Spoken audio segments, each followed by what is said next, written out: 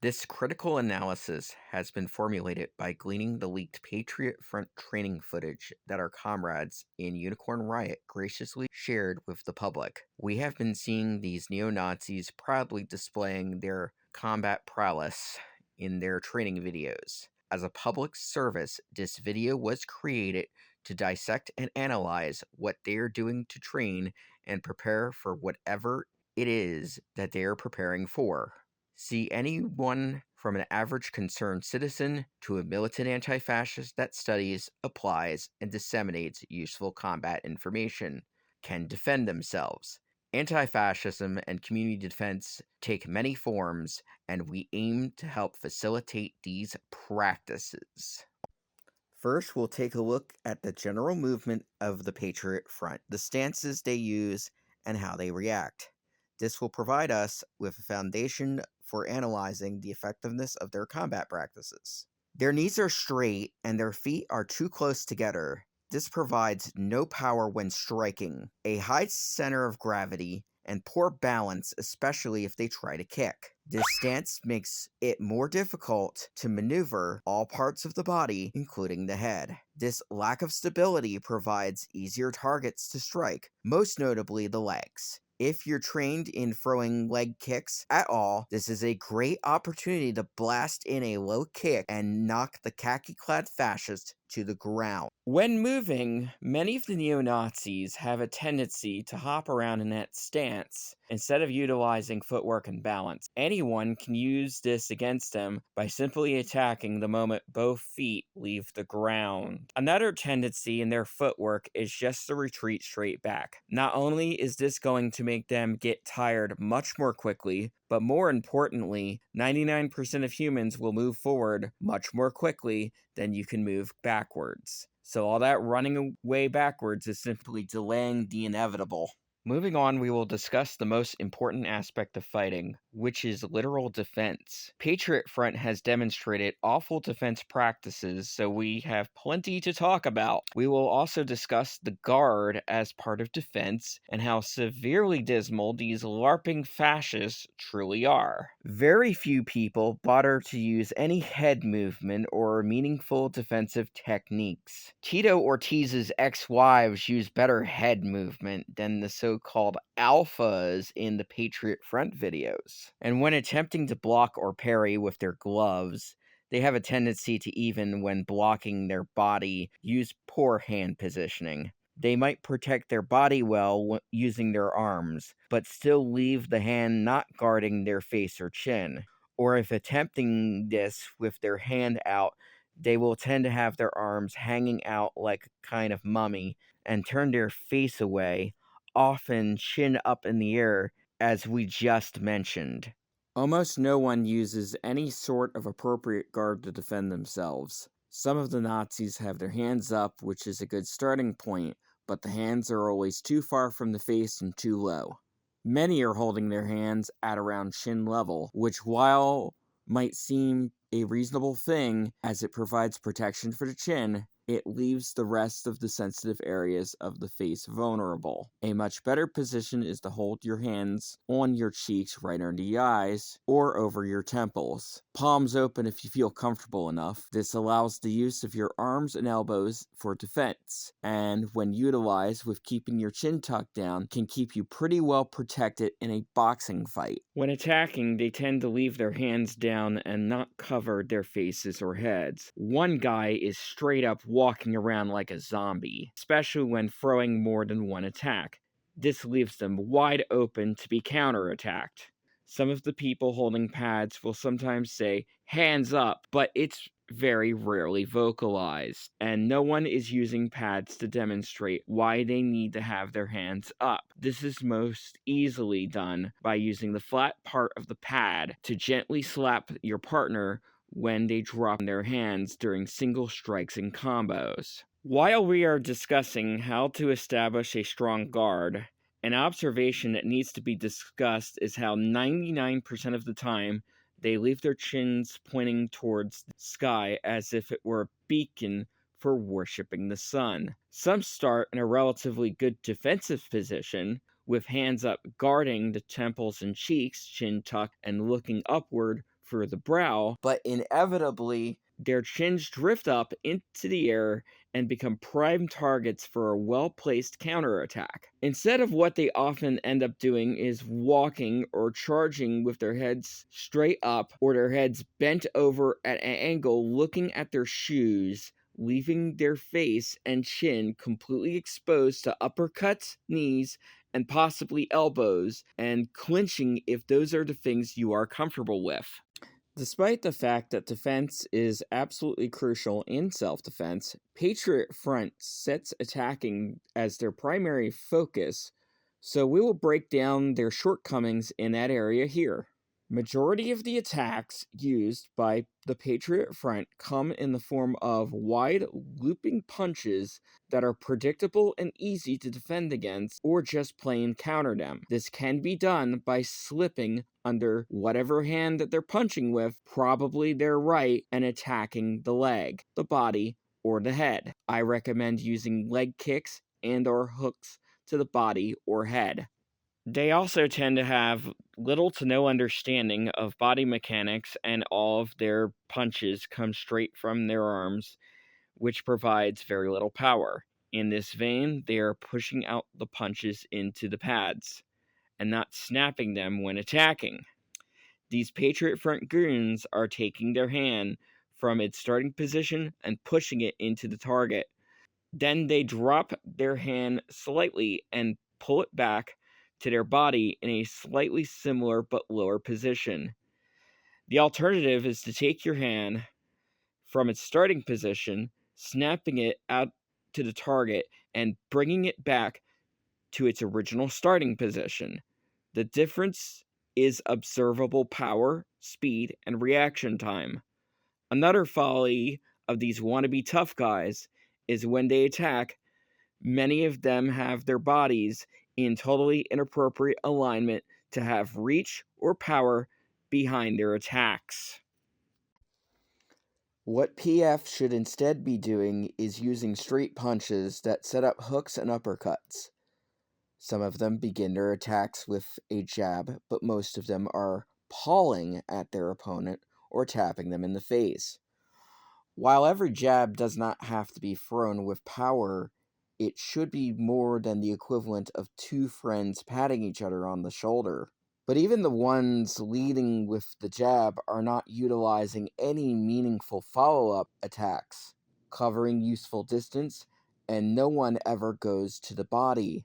These losers watch combat sports, but learn absolutely nothing from them. Now let's talk about the footage showcasing Patriot Front members in pairs working on combinations on pads. Not every bit of footage contains members using tie pads or boxing focus mitts. They are often using gloves in place, but all the critiques are the same. While hitting pads, they are often throw past their own center line and overthrow their punches. They have to reach to hit the pads instead of being in proper range.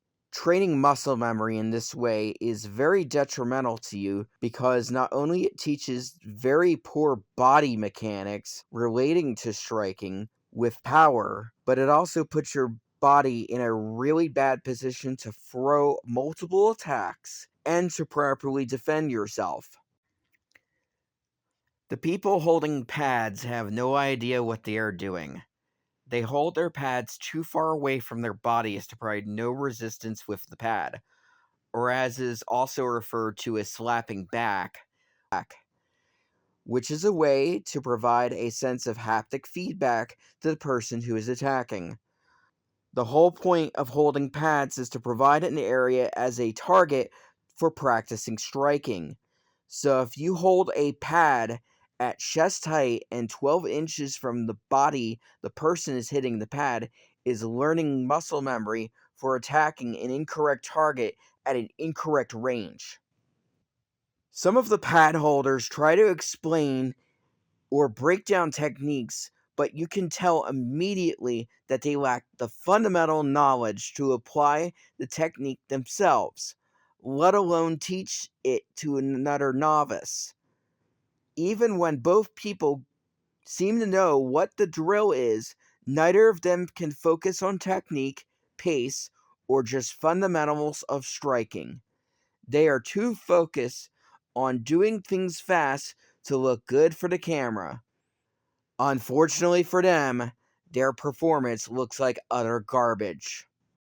This applies more to anyone striking, but many of the people holding pads had their eyes closed when their partner was touching the pads. Not only are they failing to watch their partner, but it also implies they're afraid of being hit, which is later revealed during their sparring sessions, which makes sense because they are total gutless curs. Sparring is generally seen as a step up in both a level of training and intensity because you're training live with another person. However, Patriot Front somehow manages to fail at effective training, and in this section we'll explain how. They aren't pushing themselves at all when sparring or using any force, even to just the body. If they aren't practicing with even 30% power, how are they going to handle an actual fight? When doing pad work, they are hitting so softly and not really focusing on technique, just training incorrect motions. This is very evident in the footage of them boxing with each other because they immediately revert to throwing wild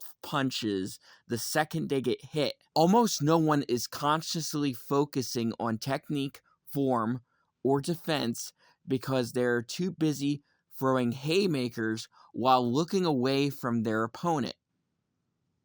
As mentioned before, these men are craven weaklings, and this is very evident in this sparring footage when many of them are having minimal forward pressure thrust upon them.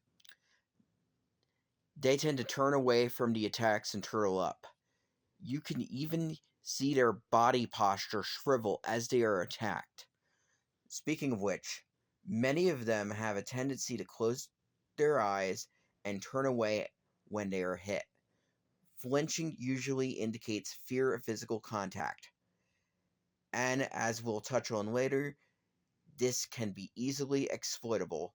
To this point, why are only some of them wearing mouth guards or gum shields? Knowing they're afraid of being hit, it confuses us why they don't take more intelligent precautions with their physical and mental health, vis-a-vis dental damage, brain damage, and CTE prevention. A relatively easy counterattack to train for, evading their wild overhand punches, is ducking or weaving and returning with your own punches. But let's analyze some other things we can do. In this last section, we'll discuss safe and effective counterattacks. To the predictable right-handed haymaker from a PF goon is a quick, straight to the face immediately following theirs. As previously mentioned, they tend to drop their hands as they attack, which allows an easy counter with a straight punch. When they attack and inevitably overthrow their attacks, utilize their extremely poor body positioning and immediately counterattack with straight punches, hooks, and even takedowns. Many of them close their eyes while holding pads and sparring, and some often turn their head away after being punched. These ticks can be taken advantage of immediately by throwing any sort of combos right away before they can recover or get away. Just be careful not to run into an oncoming strike.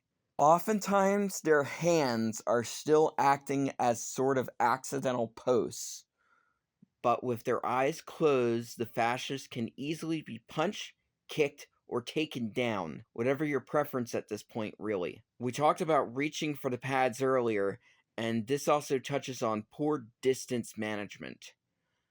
When sparring, they do the same thing, and this mistake can be easily exploited by feinting or faking, drawing out their overreaction and punishing them for it with a straight cross, a hook, or a takedown. If you find one of the PF members in constant retreat from you, Oftentimes, the best solution is to move in on a more angular path to cut them off. This can even be done to corral them in a corner against the wall, or even just kite them out of an area to avoid confrontation. And why are they so concerned with waving around flags instead of, training? It's the same reason they hang up banners, take pictures, take them down, and immediately leave. They are fascist LARPers. They do everything to pose for the camera, not because they care about community or self defense. It's rather telling that they are all laughing at each other because even their fascist comrades recognize how utterly callow and useless they all look doing these activities. This information was written, recorded, edited, and distributed by anti-fascists for anti-fascists, with the explicit intent to shut down Patriot Front and all other fascist organizations in the US and every other area of the world. Hopefully we do a better job of keeping this out of their hands than they did with their videos. But if not, we have a message for the Patriot Front and all other nationalist and supremacist organizations. We're coming for you. Are you using a mouth guard for yours? Mine was way too small. How long is one? Have you used it before?